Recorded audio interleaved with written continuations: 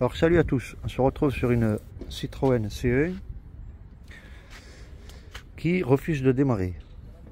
Alors apparemment la batterie a été branchée à l'envers. Vu que l'emplacement il est tout petit,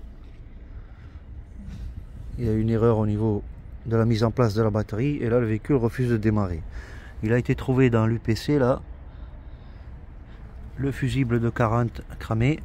Donc dès lors que la batterie a été branchée à l'envers, on n'a plus de lumière au tableau de bord. Ni quand on met le contact, il n'y avait plus rien du tout. Donc ce fusible de 40 a été remplacé. Et ici, comme il n'y avait toujours pas de contact au niveau du tableau, le relais a été shunté. Et ça c'est un relais apparemment fixe. Je pense pas qu'il se remplace celui-là. C'est un relais de l'UPC qui ne se remplace pas. Donc à partir de là, vous êtes sur la chaîne Large Jagoto. On va faire un diagnostic pour comprendre qu'est-ce qui se passe. Est-ce que c'est le module? Donc on est sur Citroën, on va essayer de faire une lecture. Est-ce que c'est l'UPC qui est mort ou est-ce que c'est le calculateur moteur? Donc la batterie est à 11,92. Je vous invite à vous abonner, à liker la vidéo, à mettre un commentaire, de savoir de la région d'où vous êtes, de France ou d'ailleurs, ça m'intéresse. N'hésitez pas à mettre ça dans les commentaires. Si vous avez déjà rencontré ce problème, n'hésitez pas à mettre ce que vous avez vécu comme expérience sur une Citroën C1 qui refuse de démarrer. Donc maintenant on a donc la ceinture qui clignote. Je pense que lecture, le stop qui reste, qui clignote aussi. On va pas encore essayer de démarrer, mais apparemment le démarreur se lance. Donc juste la lecture du numéro de châssis, elle est très longue. Donc voilà, échec, on va être obligé de le taper manuellement.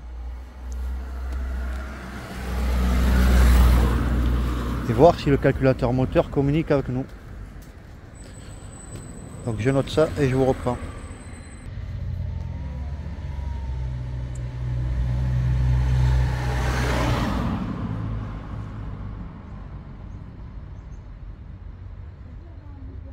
Voilà, donc on est bien sur une C1, le numéro de châssis a été reconnu.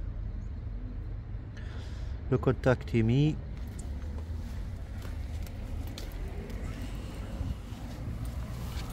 Hop, voilà. Et à partir de là, on lance un diagnostic de tout l'électronique. Bon, le véhicule refuse de démarrer.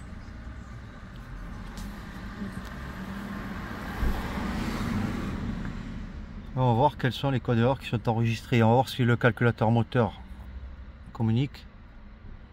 Parce qu'à mon avis, ça m'est déjà arrivé de rencontrer véhicules de la marque PSA, donc Peugeot Citroën, qui lorsque vous essayez juste de brancher des pinces avec un autre véhicule pour aider au démarrage, le calculateur moteur fond.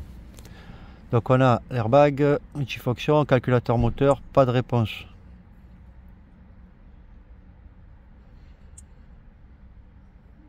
Ici encore.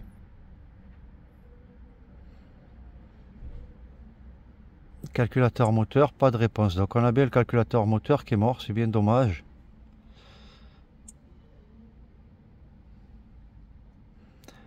Donc la solution ici serait de remplacer le kit de démarrage complet.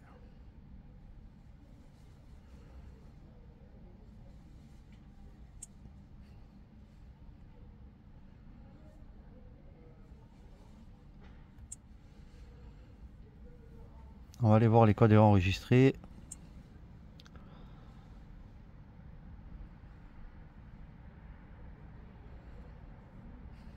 Donc ça c'est parce que là on a contact parce que le fil a été shunté au niveau de l'UPC. Donc la boîte à fusible à côté de la batterie.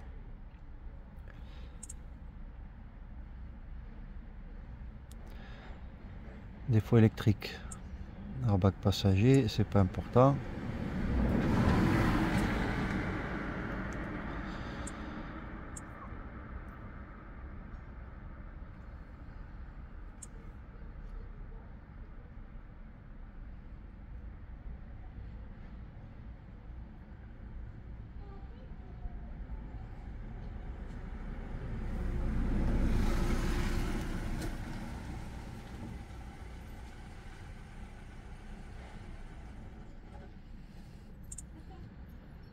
On rentre dans le module combiné. Alors, absence de communication avec le calculateur moteur. On a le U0100. On a un fugitif, absence de communication avec le calculateur d'ABS ESP. Donc le combiné qui ne reçoit pas d'informations au niveau du calculateur moteur.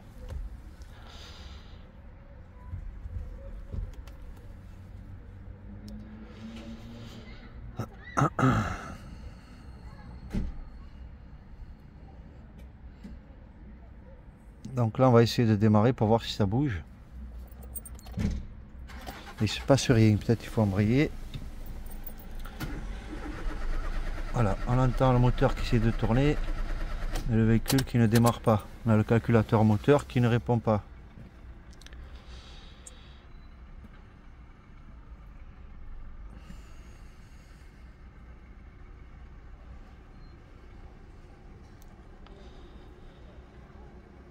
Maintenant qu'on a vu au niveau de la partie diagnostic que ça ne communique pas.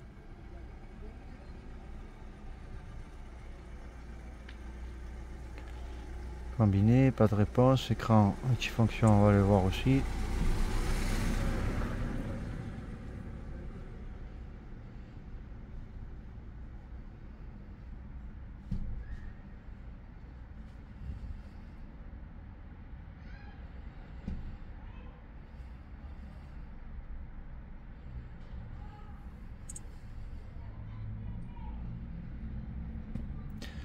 Communication avec le calculateur contrôle moteur U0100 permanent.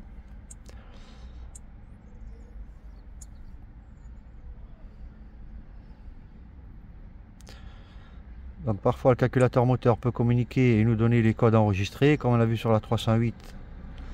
Parfois il peut vous donner des erreurs comme sur la Fiat Punto et être en défaut aussi.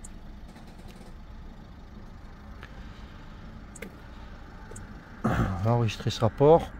On va aller dans le codage clé pour voir qu'est-ce qu'il en est.